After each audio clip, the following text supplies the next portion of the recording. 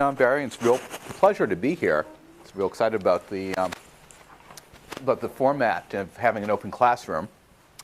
So I'm going to be talking about demographic change in the workplace. And actually, before I go to this, I had to note the disclaimer that opinions expressed tonight are my own, don't necessarily reflect those of the Federal Reserve Bank of Boston, the Federal Reserve System. Occasionally, they might not even be my own, but this is a kind of standard disclaimer we give the Fed in case I say anything provocative. Okay, so one thing that, the thing about demography that's really striking is that demography changes very slowly, has huge impact on the economy, on the way we live, what our world is like, but the changes occur very slowly. And this is something that, Barry has termed as demography is destiny. You can see the demographic change is slowly evolving. You can see in terms of what's happening now, what our destiny is as a nation in terms of what things will look like, say, 50 years from now. Jane Little, a former colleague of mine, and I organized a conference 10 years ago for the Boston Fed that we termed Seismic Shifts, the economic impact of demographic change. And here, this is a cover for the conference volume, which is available in PDF form on our website. But there you can see that we had what are actually kind of faces, but they're just tried to suggest kind of continents. And we use the analogy of seismic change, a continental drift, to get across the idea of demographic changes like that. Just like the drift of continents, you don't feel it on a day-to-day basis. But over the course of, in the case of, seismic shift, in the course, I guess, of millennia, it has a huge impact. In the case of demographic change, over the course of decades, it has a big impact. Now, for me, this is really exciting to look at economic demography because usually, I'm dealing with macroeconomic phenomena, being at a Federal Reserve Bank. And, with demography, if we want to know how many high school grads there are going to be 18 years from now, we can look at births and get a pretty good idea for the U.S. I mean, there's some question about things like immigration. There's questions about high school completion. If we're looking at a narrow geographic area, there's questions of migration within the U.S. But overall, we have a pretty good idea of how many high school grads there'll be 18 years from now. Now, contrast that with business cycle data, where until recently, we're trying to forecast what last quarter's GDP was going to be, even after the quarter ended. Now we're trying to figure out what this quarter's GDP is going to be. And so, the things change a lot more rapidly. They're a lot harder to predict. And so it's really nice, with demographic change to have something that we can predict reasonably accurately. So how many of you were here for the first class where Barry gave an introduction? Okay, so most people. So you probably remember that Barry compared the change in American family structure to what's happened in TV families. So we started in the 1950s with Leave It to Beaver, with kind of the intact family with mom and dad and a long-term marriage, the two sons. And then we went to Modern Family, which is kind of a more complex family, much more complex family structure. And I thought this was good. Actually, I hadn't seen Modern Family. I had to look it up in Wikipedia to find out what it was all about. It's in my Netflix queue, but it hasn't gotten to the top yet. And I mean, who actually watches live TV these days? I think I've watched every episode of Leave It to Beaver. And I thought, well, maybe I'd start with, looking at these TV shows and say, well, what's happened? How does this reflect what's happened in the workplace? But then I thought, well, no, these shows don't do it. Now, for one thing, I was never quite sure what Ward Cleaver did for a living, but I'm pretty sure he was a white-collar worker. Remember when Beaver would be called into his office and Ward would be there at home in his suit and tie and a huge desk and stuff? This didn't seem like a factory worker. Probably college-educated, working, someplace, some office. And that actually was very atypical for the 1950s. The 1950s was an era when most people were blue-collar workers. So Ward was way off the scale there. June stayed at home. That was pretty typical of the period. But Ward definitely not the typical worker. When we get to Modern Family, according to Wikipedia, I find that Claire, the daughter of the Jay, is it? Or I haven't seen the episode. Okay, is a stay-at-home mom. Now, in today's world, that's atypical. So I decided that these shows didn't quite cut it in terms of showing the changes in the workplace. Okay, so I decided, being at the Federal Reserve, I had to make a special effort to become little more animated. So I decided that the show that I'd refer to as reflecting the workplace in the 1950s, 1960s was the Flintstones. Now this kind of reflects what my kids think of the technological era that I grew up in. Fred Flintstone, was kind of the prototypical blue-collar worker. Now he's in a quarry, but that's still part of the goods-producing sector of the economy, unlike the service sector that Ward Cleaver worked in.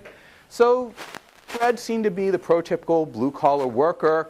That's what most people did. It was mostly a male workforce, non-college educated, working in the goods-producing sector. The service sector was growing, but manufacturing, goods-producing sector was much larger than it is now.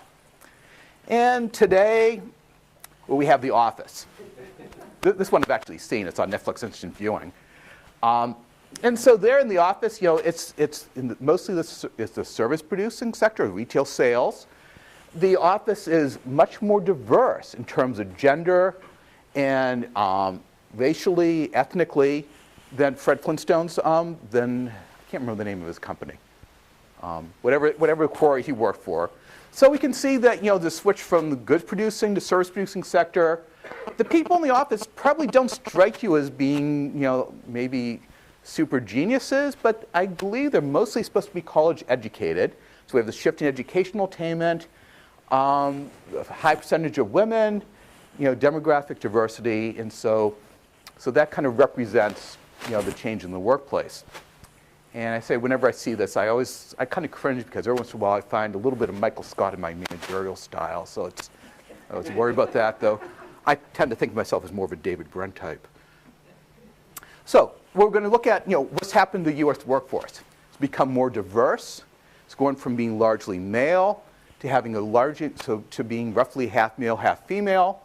There's an increased share of minority groups, people of color, and there's a very large increase in the share of immigrants. That's something that's continuing. The workforce is much better educated than it used to be. There's increased rates of high school and college graduation. This really transformed what the workforce is like and the type of stuff we do, the type of stuff that America has a comparative advantage in and that we specialize in relative to other countries.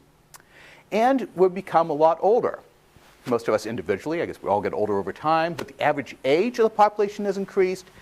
And this is something that's important, the age structure has flattened from one where it used to be there'd be a lot of young people in the workforce, few old people, to one now where the age structure is pretty flat, about the same number of people at every age in the workforce. And that's something that's caused a big change in the way in which we organize work and the culture at work. Okay, so one of the things, so now I'm done with the slide, the pictures, stuff like that, and into Federal Reserve mode, and we have numbers and graphs and that type of stuff that we always deal with. Okay, so the first thing to look at is labor force participation. And this is one of those things that's just astounding when you look at it. So go back to 1948 when the modern series originates, and women were just a little over 30% of women were in the labor force compared to almost 90% of men. This is people 16 and older, 16 up to whatever age people survive to. So people were working starting early in the teenage years. They kept on working until, they were pretty ripe old age and didn't survive all that much after that for men. But for women, well, mostly stay-at-home moms and homemakers. Now, that's something that changed tremendously over time. The labor force participation rate of men fell over time. It's especially true of older men till relatively recently, but men at all ages, among youths, more people going to school. Among middle-aged men, actually, especially among less educated men who face very dismal, deteriorating labor market opportunities, there was a withdrawal from the labor force. And then among older people, say in their 50s, like I'm getting, like mid-50s like I am now, a lot of people starting to withdraw from the labor force, taking early retirement, sometimes voluntarily, sometimes because they lost a long-term job and didn't see good alternatives. In contrast, women went from being fairly abnormal to be in the workforce, and here is mostly less educated women who really need to be there to make ends meet, to the case where it's a norm for women to be in the labor force. Okay, so let's take a look at some of the detail here. Among youth, 16, 19, it's kind of interesting. We see the contrast between men and women back in 1948. There was convergence by the early 80s. And then what's interesting, since then, labor force participation, even though it's been basically the same for men and women, has plummeted. And that's, partly a good thing, partly not good thing. The good part is that it means that people are staying in school longer. High school graduation rates have increased enormously. College attendance rates have increased. So people are doing things other than just working. They're gaining human capital, gaining skills. The not so good part is that the labor market for youth, especially youth who don't have degrees, has really deteriorated. There isn't much reason to be in the labor force. Okay, when we look at the middle-aged, I'm at the 54, that's a high end of this group. And here's the one where we see probably the biggest change, where men are still more likely to be in the labor force than women in this age group, but there's only about 10 percentage points difference. And that contrasts with the kind of 95 relative to less than 35% that we had at the end of the 1940s. So this is where you can see the real sea change in this group, where we went from a situation where men and women were specialized, where men would be in the workforce, women would be taking care of things at home, to one where they're both in the workforce. And when we go, I know there'll be other sessions looking at retirement, but as we get more into the age where people are starting to retire, it's kind of interesting. There is a big drop in labor force participation for men, and that reflected early retirement and some deindustrialization, something that young Barry Bluestone wrote some very insightful work in the early 80s, I think it was. So basically people be kind of losing the factory jobs that they had held, not seeing good alternatives. That's changed a little bit. Notice that around here in the early 90s it started to pick up. It's partly due to changes in pension structure, replacement of traditional pensions with 401 type accounts that don't have built-in incentives for early retirement, also due to the outlawing of mandatory retirement, and due to some increase in economic necessity that kind of forcing people to work longer to make ends meet. Interestingly, women that in this age group, 1948, only a quarter in the labor force.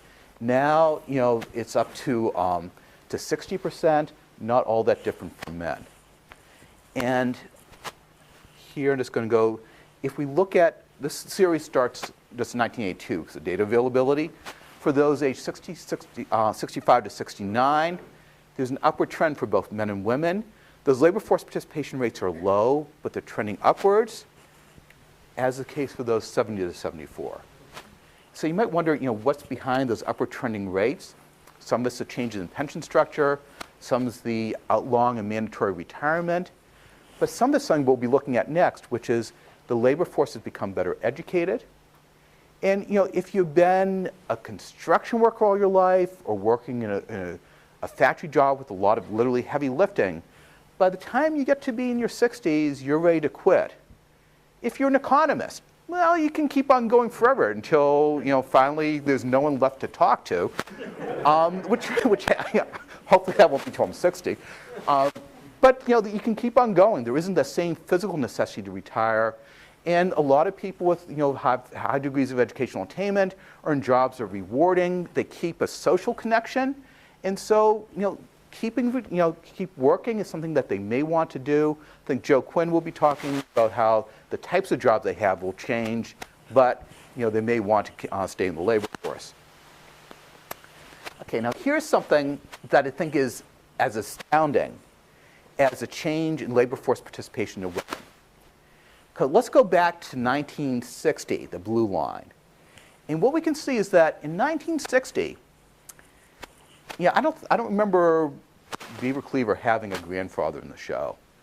But if he did, chances are that grandfather was not a high school graduate, because the older people in 1960 had very low rates of high school completion. Okay, by 1960, younger people mostly were graduating from high school, so that was relatively recent. And so the 1960 economy, the one Fred Flintstone was in, was one where there were a lot of older people not only hadn't gone on to college, but hadn't finished high school for the most part. That's changed tremendously over time.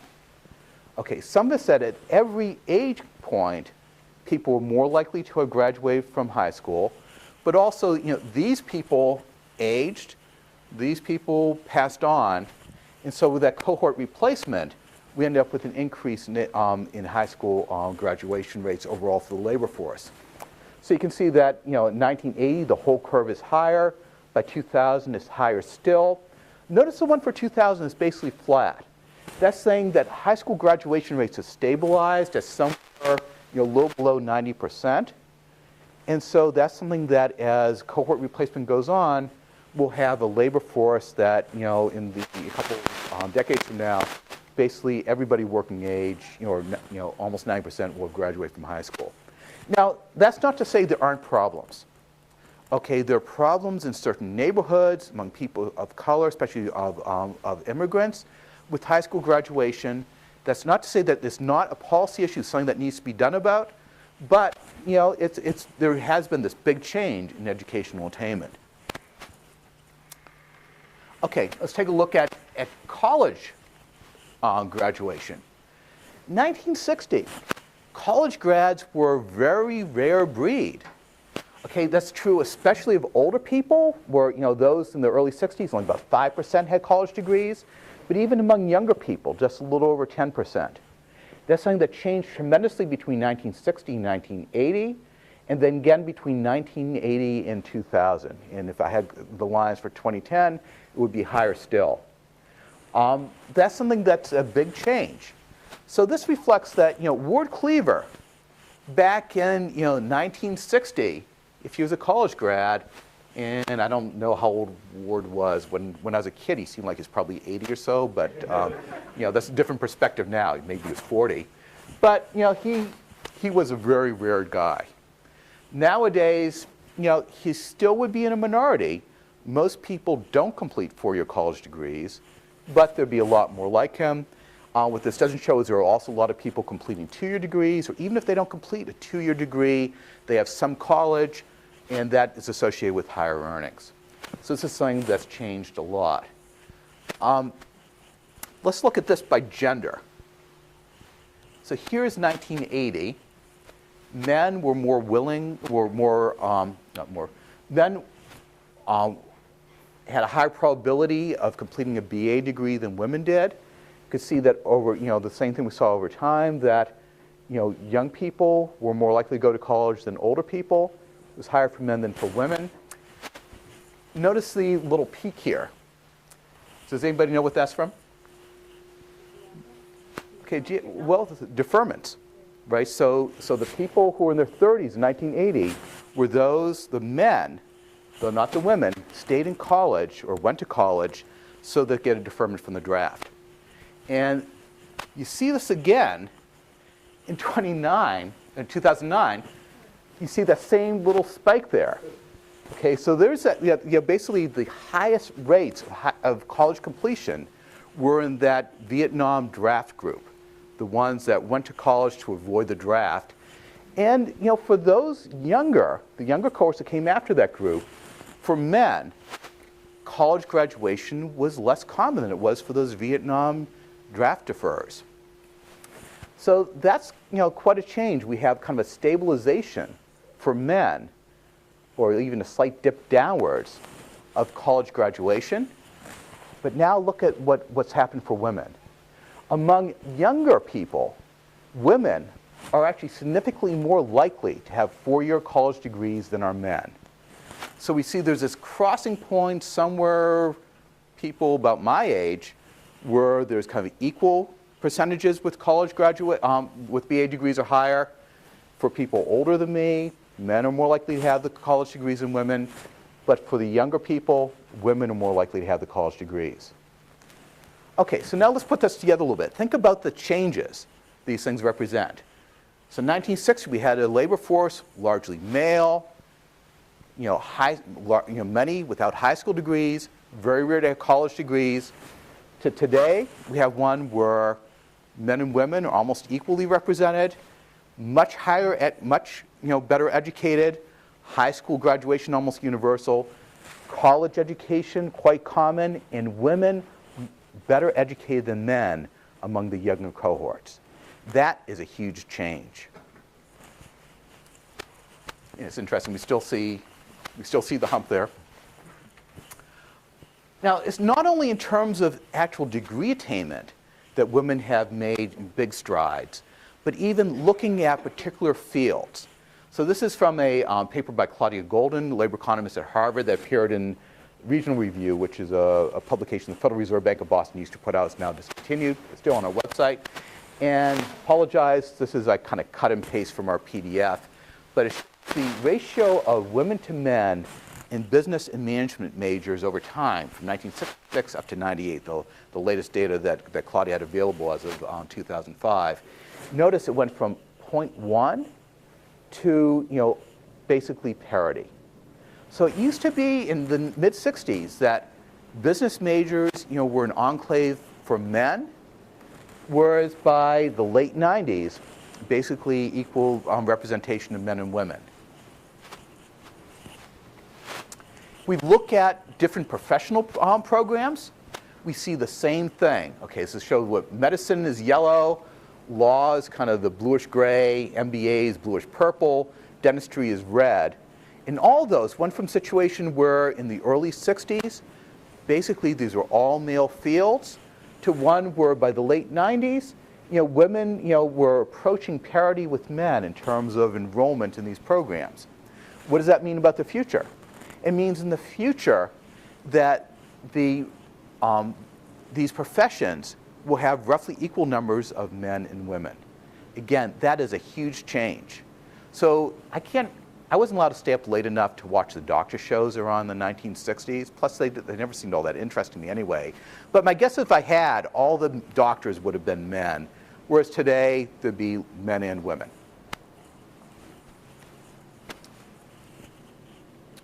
Okay, so this is important because educational attainment is associated with increased earnings, decreased rates of unemployment, and increased labor force participation rates.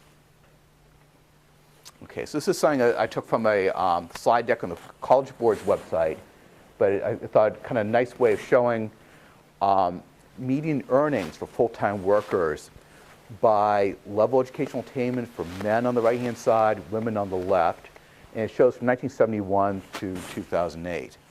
Okay, here this shows a few things. One is that, okay, as you move up the scale from those who lack a high school diploma to those with a bachelor's degree or higher, the top line, you can see that there's a huge increase in median earnings. So going to school really pays. Now, another thing you notice is that for any given level of educational attainment, men make more than women. This something was true in the 70s. It's still true today, though not to the same extent. There's a lot of controversy about exactly why that's the case. Another thing this brings out is that while college grads have done okay, these are kind of real, in other words, inflation-adjusted earnings in 2008 dollars. College-educated people have done okay. Those who lack a college education have not. So look at the line for this kind of dark gray line for male high school graduates.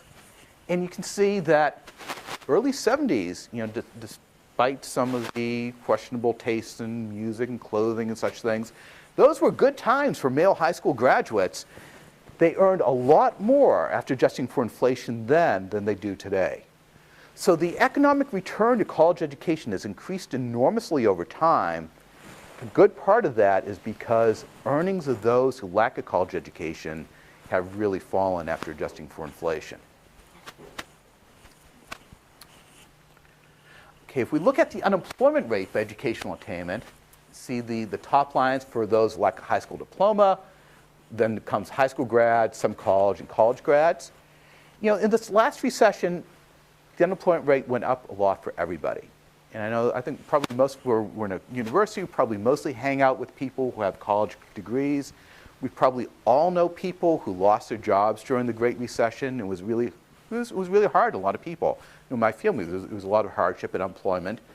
But the people I hang out with didn't suffer anywhere near as much as those who have lower levels of educational attainment. So the unemployment rate for college grads was up, a little over 5%. But if you look at that for those who lack a high school diploma, it's over 15%, it got over 15%. Even though things were bad for everybody, actually not only the level, but the increase was worse for those with lower levels of educational attainment. Now, one thing too this shows us is that over time, as showed in the graphs, the level of educational attainment has been increasing. Now, that suggests that we have a shift of the labor force from those who would be on this line going to progressively lower lines in terms of the distribution. That means that the normal kind of steady state rate of unemployment should be falling over time as the labor force shifts to the better educated groups. And in fact, that's been the case. One reason we had the very low unemployment rate in the late 90s, in the later part of the Clinton administration, then again, actually even before the Great Recession, is because of this demographic shift toward better educated workers. Okay, finally, the labor force participation rates are higher for those with with higher levels of educational attainment. Some of this is going to be endogenous. If you're going to be in the labor force, if you plan to be in the labor force, you're more likely to invest in schooling, but also it reflects changes in labor demand, that the demand for workers with high levels of educational attainment has increased, and that's going to be pulling those higher educated people into the labor force. Okay, how am I doing for time? Okay. I can talk on forever, and sometimes do, so I want to make sure Barry stops me before people start walking away. So one thing, actually Barry's colleague Osborne and I were kind of splitting things up. I wasn't going to talk about immigration, but I want to say a couple words here. The labor force is becoming more racially and ethnically diverse. The pie charts contrast 1988 with the BLS projections for 2018. And here you can see that the share of the labor force that's white non-Hispanic shrinks from 79% to 64%. The share that's Hispanic non-black goes from 7% to 15%. That's mostly because of the impact of immigration. Some of it's higher fertility rates among Latinos, but mostly it's immigration.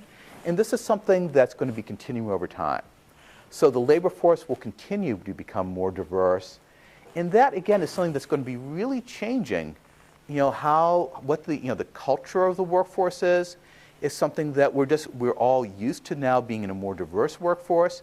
It's reflected in things like recruiting. Okay, so think about, how many of you have picked up like a recruiting brochure from a corporation in the last couple of years? I guess congratulations, you all have the jobs. Or, that's a good thing. Okay, when I've seen these things, not that I've been looking, but kind of have a professional interest in this, or look at the Fed zone recruiting, it highlights people of color. It highlights young women who are of color. Okay, if, on the red line, you see the ads, right? And you notice that they're geared for people of color. Why is that? It's because that's where the growth in the labor force is. So in 1960, a firm could afford to be discriminating, and I mean discriminating in the sense of discriminating against people of color, because you didn't lose that much as a result. Today, that would be a killer for most organizations because they have to recruit good workers, and given the ethnic changes and racial changes, they know that they have to recruit people of color, they have to recruit women. So that's something that's really changed corporate culture by necessity. Okay, now, one thing that Barry's going to talk more about this, so I'm going to just use this to introduce the next section, but labor force growth, from most of the post-World War II era, exceeded population growth. And population growth was, a pretty good clip because of the baby boom. But that labor force growth rose faster because of the increase in labor force participation of women. And now, two things are happening. One, the baby boom has been replaced by smaller cohorts. There's been a decline in fertility. So population growth is going to be slow. And labor force participation of women has stabilized. And so that's not going to be a source of increased labor force growth.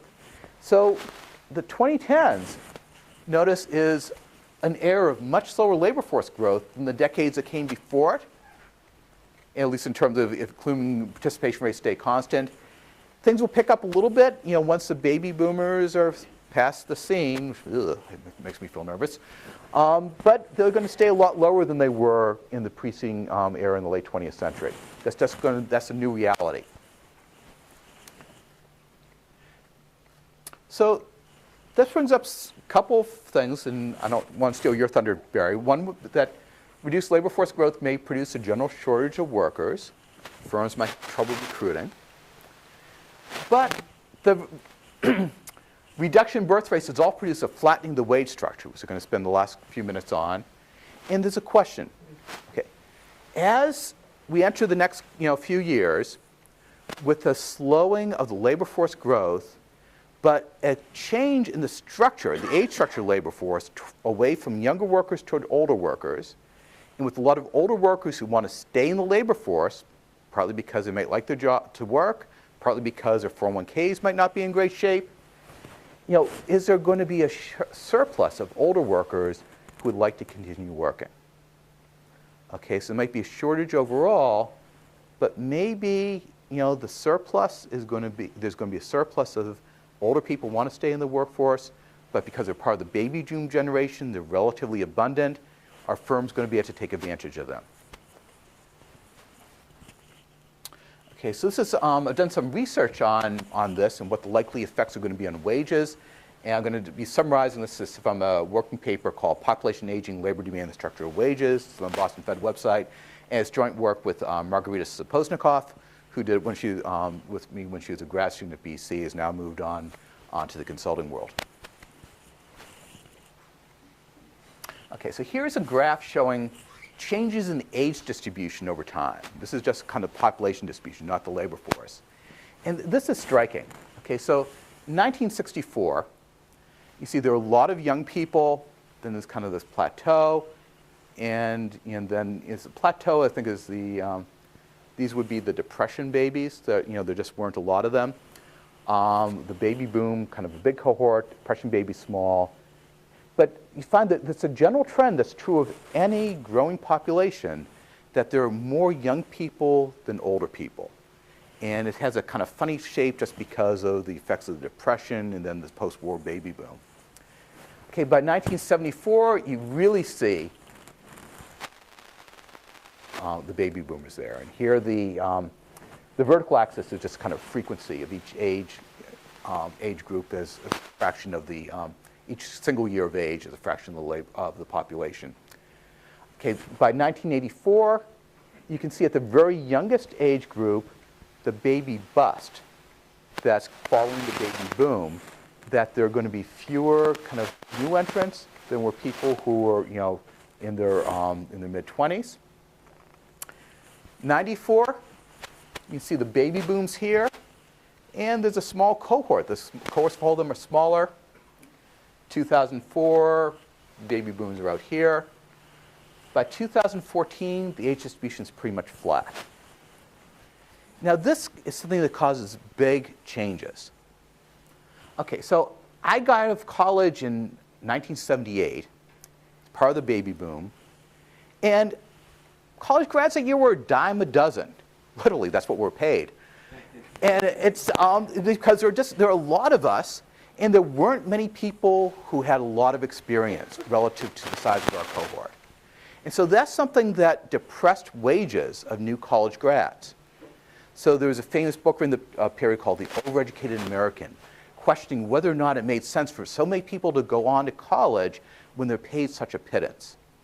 Well, here you can see that most likely is that it was just demographics. There are so many people that you'd pay a premium for somebody with experience because they're in short supply relative to the newcomers in the labor force who were so numerous.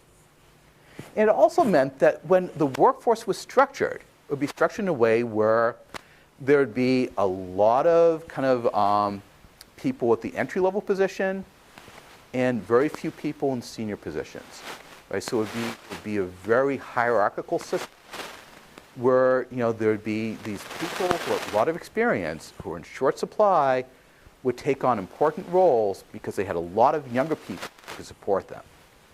Now, when we get out to the world of today, with the age structure fairly flat, it's not the case anymore that people with a lot of labor force experience can all be managers or leaders in their organizations because there are just too many of them relative to the people who are new entrants to the labor force. So there have to be differences in organizational structure. Firms and corporations can't keep the same type of hierarchical organization because if they did, they'd have situations where every manager has maybe just like one direct report, maybe half a direct report. They may share them with somebody. It just doesn't make a lot of sense. So you can see this demographics will necessitate changes in the way the workplace is organized. Okay, so Marguerite and I want to look at what effect this has on wages, being, say, a large cohort relative to a small cohort. And so here we decided that we'd want to look separately at college grads and high school grads. Now here things become a little more complex. Because remember, the same time that the population was aging, that we had the baby boomers kind of starting out, going through middle age, we had a big increase in college education and college degree attainment. So what that meant is that for college grad, and this is the dashed lines versus high school grads, there's a more pronounced effect of being in a big cohort for the baby boom. Not only are they a big cohort in terms of numbers, but they're much better educated than people who came a few decades before them. So they're just, again, remember go to 64, 74, there aren't a lot of well-educated or highly educated older people. And so for college grads newly coming into labor force, they're huge relative to those who could be in positions to supervise them. And so you'd think that that would affect the wages and salaries of the the younger people relative to older people. And again, that's something that's more exacerbated for the college grads because there's increased educational attainment than if they're not. But again, by 2004, the last year we have data, things are flat, things have changed. Okay, so we actually spent lots of time developing, specifying, estimating an econometric model, and this didn't seem like the right place to go through all the details of it. But it's nice. It's based on a CES production function for. Okay, you can talk to me later on. But this is the raw data and that's the raw data is what kind of drove the estimates for our econometric estimation. And this is actually fairly rare in economics where you can produce a graph where you can see the results. So this is showing the salary or wages of people. This case is just men. For women, things become more complicated to change labor force participation, but the same results from the econometric model generally hold. So for men with 22 to 25 years of experience relative to men with 2 to 5 years of experience, the younger group. And what you see, especially say for college grads, is that as the baby boom enters the labor force, there's a big increase in the premium paid for more experienced workers. But then once the baby boom was fully kind of absorbed and the new entrants, the ones with 2 to 5 years experience, started to be the baby bust generation, that return to experience started to fall. So it's basically supply and demand. Now this isn't great, this isn't great news for baby boomers, right? So when we're new entrants into the labor force, that's when the people at higher levels of experience were getting the big bucks. Now that we have the high levels of labor market experience, well, we're still a lot of us, and we don't get the big premium relative to the new entrants. And I'm not sure how many of you have noticed, like where you work, that when you started, that you'd be getting fairly little compared to those with a lot of experience. But now when you recruit young people, things are a lot flatter. I've noticed. No one else? I know when at the Fed, when we hire new PhDs, we find, wow, what's happening to this market? And it's just that this is a smaller cohort relative to the baby boom. So that's especially acute for the college grads, again, because of that increase in educational attainment over time. You see it for other groups to some degree, but not quite as sharply. Okay, so this is just one example of how these demographic changes not only affect the composition of the labor force, but also what people are paid. Now, while this isn't great news for baby boomers, I find this fairly comforting in the sense that it shows that the economy can adjust. the labor market, which, the labor market doesn't work all that well in general compared to some other markets. It's, I guess, is a famous saying that, the invisible hand is all thumbs when it comes to the labor market. But even the labor market here adjusts pretty well that, when the baby boom, college grads were entering the labor market, it's not that they had huge high rates of unemployment. Instead, what happened is their wages fell. It dropped so that they fell to the point where firms were willing to hire them. Now that there are a lot of us, a lot of baby boomers, we get paid less relative to the new labor market entrants, compared to what would have been true 40 years ago. Because, again, supply and demand has changed, the economy adjusts. So that means as we look ahead and look at some of the demographic changes that are coming, we know that wages will adjust, prices will adjust, we'll manage to get through things, but we want to pay attention to what some of the consequences are going to be for incomes, for opportunities. So even though the economy will adjust, it might not be great news for everybody. And so that's roughly where I think I want to end up and turn it over to you, Barry.